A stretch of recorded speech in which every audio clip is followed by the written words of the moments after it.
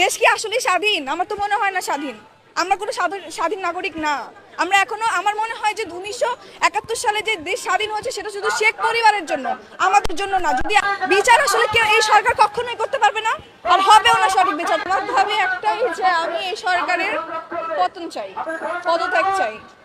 কারণ হচ্ছে আমরা যে বিচারই চাই না কেন, কোনো বিচারই সঠিকভাবে আসলে আমরা পাবো না।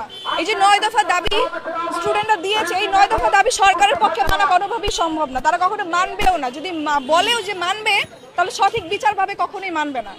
তো একটাই ভালো হবে যে সরকার পদত্যাগ করুক, আমি এটাই চাই। দেশ কি আসলে স্বাধীন? আমার তো মনে হয় না স্বাধীন। আমরা কোনো স্বাধীন নাগরিক না। আমরা এখনো, আমার মনে হয় যে 1971 সালে যে দেশ স্বাধীন হয়েছে সেটা শুধু শেখ পরিবারের জন্য, আমাদের জন্য না। যদি আমরা স্বাধীন হতাম আসলেই, তাহলে আমরা আমাদের বাক স্বাধীনতা পেতাম। আমাদের